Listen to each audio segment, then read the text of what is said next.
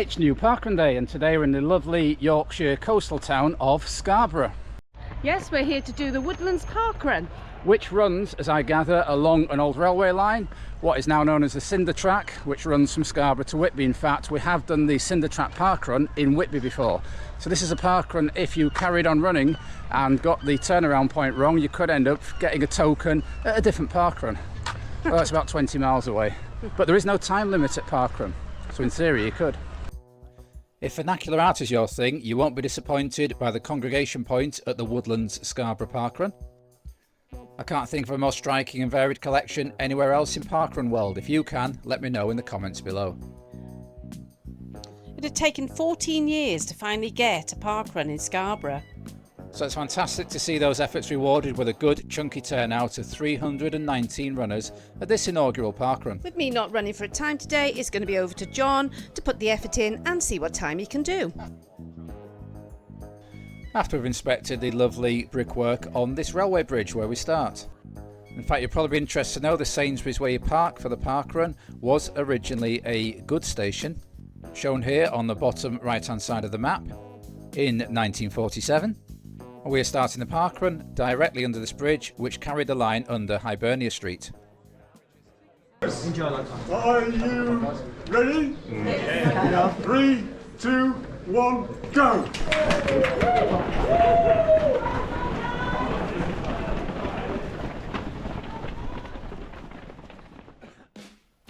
And there he goes, and the crowd soon swallows him up, and I follow behind. And what a lovely way to start a Saturday, running along an old railway line with 318 like-minded souls. And we're coming up to the second bridge we find on this parkrun.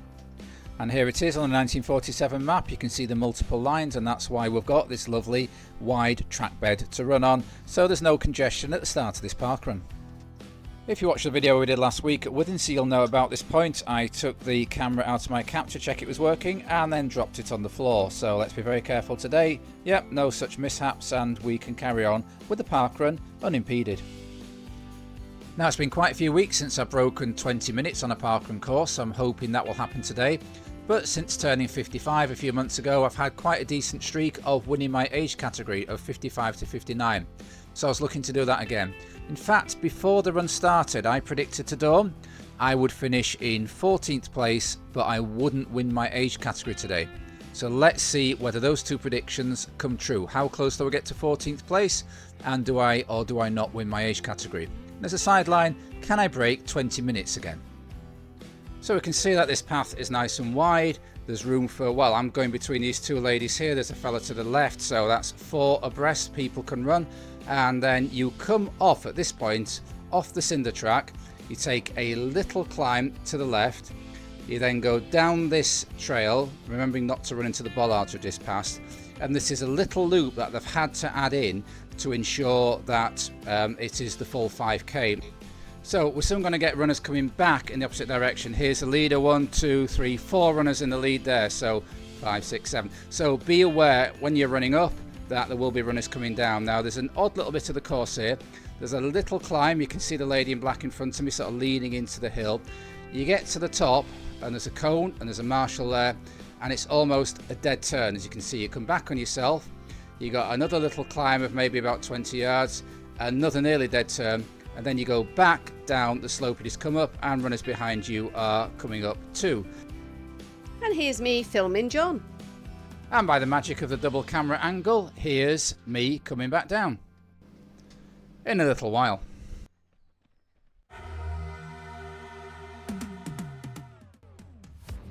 And back to John Vision. So we now make our way back along this out and back route, making sure we don't bump into runners coming up. So this is a part of the course where some caution is needed. When we get to the end of this little straight, we're then going to take a little kink up a slope, turn left, and we're back on the cinder track.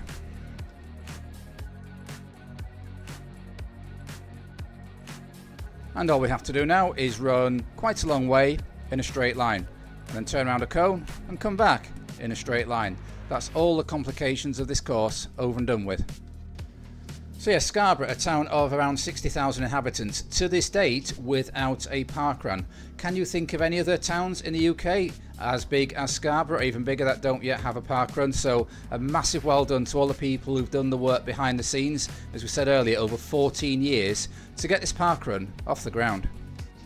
Wow, yes, 14 years. That's back when Suiby Parkrun started.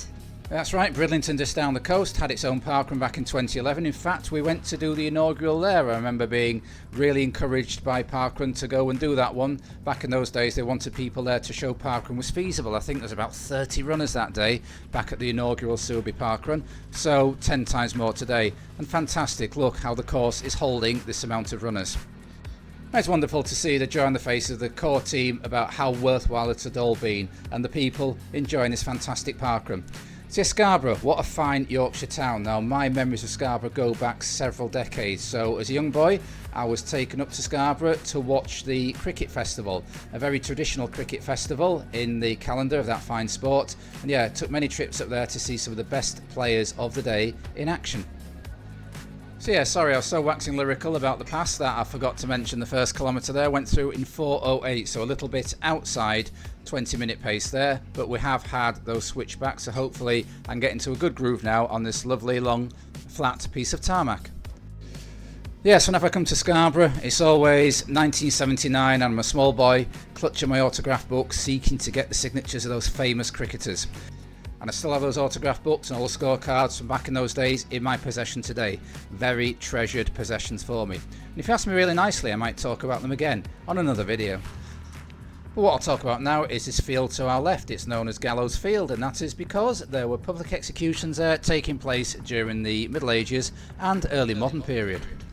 Now, had we been running along here in the 1940s, we would have seen several lines of track to our left. Now, sadly, I couldn't find a picture from the era, but I did find one from the 1980s which shows a bridge still crossing between the houses on the left and the houses on the right. Now, if you're new to this channel, you may be gathering that as well as a passion for running, we have a passion for history, and you'd be right, we also have a history channel that we do lots of railway walks and other sorts of history content, so if you'd like to subscribe over there too, would love to see you along. So what else can we tell you about the town of Scarborough? Well, in the Middle Ages, it had a very famous fair. It was granted a charter in the year 1253, and it was a 6-week fair running from August right through to the end of September. And it's commemorated in the famous song, Are You Going to Scarborough Fair? Parsley, sage, rosemary and thyme. Scarborough also has one of the most striking locations for castle in the UK. In the 1600s, the discovery of a special spa water with medicinal qualities led to the development of Scarborough as a spa town and later a seaside resort. The most magnificent manifestation of Scarborough's heyday as a seaside resort is the Grand Hotel, where Anne Bronte, the novelist, died, and also Winston Churchill and all 4 of the Beatles have stayed in the past. Just breaking off on the history lesson to go back to the run. As you can see, I'm starting to chip away, going past people as we now enter a shaded section. It was very warm today and it was incredibly humid. I was finding every time I tried to up the pace, my legs could cope with the pace, but then I'd get some sort of nauseous feeling due to the heavy thickness in the air. And lots of people I spoke to after the run also reported that feeling. So we're just heading away from the Gallows Field now and heading onto a narrow part but a shaded part of the path. All we've got to do now is wait for the turnaround point and keep an eye out for the front runners coming back down the trail. Right, next piece of Scarborough information. The town copped it, as used to say back in those days, at the start of the First World War. There were 3 coastal towns, Scarborough, Whitby and Hartlepool, the other 2 also have very fantastic parkruns, that were shelled by enemy warships, and in Scarborough's case several people were killed and was much damage done to people's housing. And the government at the time used the bombing of Scarborough as a recruitment drive to try and get more people to join the army, with the phrase, remember Scarborough. So going back to the parkrun, you'll see that every inch of this parkrun is on tarmac. I can't see why you need trail shoes at any point in the year when you come and run it. So we're just about to head up to the 2-kilometre marker on my watch, and we go through in 3:56. You can see we've picked up pace as we've got no twists and turns, just a long straight flat bit. 4 kilometre 2 under a further bridge now, and you can see the bridge is in 2 halves where the road might have been extended at some point in the past. And we're now heading out and waiting for those front runners to start coming back towards us. Although I'm not chasing a time today, I can see on this section you really do need to keep your focus because it is such a long drag out. However, if it was a windy day, you do get quite a lot of shelter here because obviously the trees would be protecting you, and actually because it was a really hot day as well, it was humid, but you didn't get the direct sunlight on you at this stage, and that was actually quite nice. Rolling forward 1.25 minutes of me chasing a man in a light coloured top, and we start to get the leaders coming back down. There's Greg Clarkson, who's won many an inaugural parkrun. Nice to meet up with him again today. And he's got a bit of a lead on the second and third place runners who will be coming through there. Well done, you two. And then we start to come as a stream. So that's 1, 2, 3 going through. Number 4. And you'll just see this bridge we're coming up to. Number 5, number 6. Number 7. Now this bridge we're just passing under is, I think, this little occupation bridge shown here on the map. Now I've got runner 8 in red, runner number 9 there, and runner number 10 is the first lady in the light blue. So we've got 10 runners through so far. Next is number 11. Guy in black here, I figure might be in my age category. As I said, I'm chasing my age group category position, and yeah, might need to keep a track of where that fellow is. He's quite a way ahead at the minute. I calculate when I go on the turn around point here, I am in position number 19 on this inaugural parkrun. And yeah, I've clocked one person might be in my age category, and he's a little bit ahead in the black t-shirt. There's also 3 female runners in front of me currently. So we're nearly at the 3k point, so we've just got to run in a straight line under the occupation bridge again and back to the finish. You can see we're coming to the meaty part of the run now, where we're going to have most runners coming up and going down, and this cinder path is plenty wide enough to accommodate the 319 runners we had out today. I'm not sure how many runners this parkrun will settle on eventually, but yeah, seemed like a nice comfortable number for this inaugural parkrun. So we're going back down, just waiting, seeing Dawn coming up. Hopefully she's going to get a little bit of footage. Through 3k, just staying in touch with a chance of a sub 20. Heavenly looking Dawn coming in the other direction through the sunlight. And the flip view of me coming down the trail looking suitably effortful. So into that difficult 4th K in any 5k run, time trial or race, and yeah, we are getting the lung burning effect now. My legs feel like they can move quicker, but the limiting factor today is the heat, humidity and the amount of air that the lungs can process. But we push on. We've got in mind that the fella in front is possibly in my age category. Can I catch him? Let's wait and see. So remember, I hit the turnaround in 19th place. I'm just about to pick one off. I think this is the lady who is currently in 3rd place. So just try and ease past her and then see who is next ahead of me. Still quite a gap to the next run in front. This isn't the run in front, this is a member of the public walking along the trail. I think the next runner in front is the lady in 2nd position in that particular competition, yeah, in the pink top.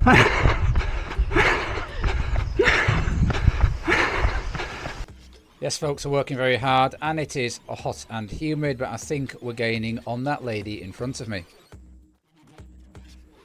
I've commented before how lucky we are as runners in this country, and indeed cyclists and walkers, to have all these thousands of miles of trail for us to exercise on, and this is no exception. So yeah, just passing the lady in 2nd, and then we'll have a look up ahead and see if we can pass the next runner. And we're back to Gallows Field again, which is quite appropriate, as I think most of us are hanging now given the conditions. It really was tough work out there today, chasing times or chasing competition. And as we pass from the purgatory of kilometre 4 into the hope of salvation that kilometre 5 brings, we can see I've clawed back a whole 1 second. Normally I'll be able to pick it up from here, but I really am struggling.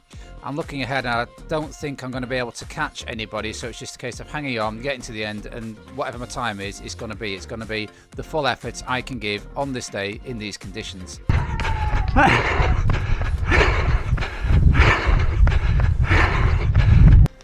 The things we do for fun on a Saturday morning. Now, if I'm reading this correctly, one runner has dropped off, this fella in blue, so I'm about to pick him off. I think that takes me into the 14th position that I predicted to Dawn before the run started. And if I'm reading this correctly, the black top up ahead of me is the guy who I think might be in my age category, but we're running out of road, or in this case trail, and I don't think I'm going to get anywhere near him before the end of the 5k. At this point in proceedings, even these little slopes you have to go up and over this little bit, it's next to nothing, probably about 6 inches, really is take it out of me and taking some time to readjust as we get back onto the flat bit of the trail. Now at this point we've probably got about 500 yards to go. Possibly the black top in front is coming back to me slightly, but it doesn't look a lot on film, but believe me, when you're running at your max and your lungs are burning, this isn't just a gap you can just pick up your legs and close very easily. We've just got a slight downslope under this road bridge coming up, and then a slight upslope, which again feels like Mount Everest at this point in proceedings. But we emerge into the sunlight, got another slight left and then a little dip, and then soon the finish line is going to be in sight. I look at my watch, I look at my wrist, but I didn't punch myself in my face with my fist. If you know what that song is, I'd be hugely impressed. Anyway, look at that runner in front of me. I am gradually clawing my way back to him. I look at my watch again to see how long we've got left. I think we've got less than 200 yards to go.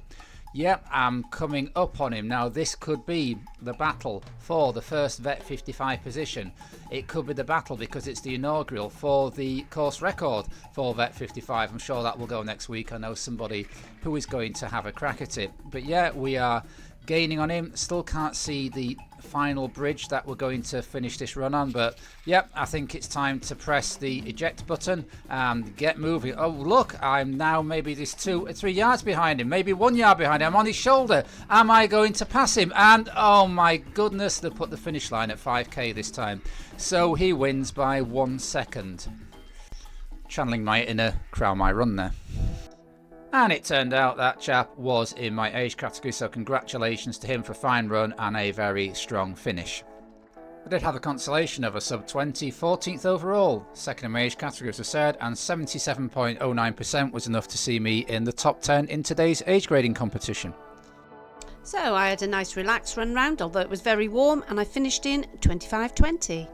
Before the run, what position did I say I'd finish in? 14th. Guess what position I finished in, John? 7th. 14th. 14th. So it's lovely at the end of the run to meet a few people we hadn't expected to be there. A couple of club mates, John and Jackie, and also Catherine, one of our coached athletes, who was a nice surprise to meet up for her for the first time, and her husband Ian. So there you go, hopefully a nice visual record of the first ever parkrun at Woodlands Scarborough, and hopefully those of you intending to visit in the coming weeks and months will find this useful. So until next time, keep on keeping on. Keep on keeping on.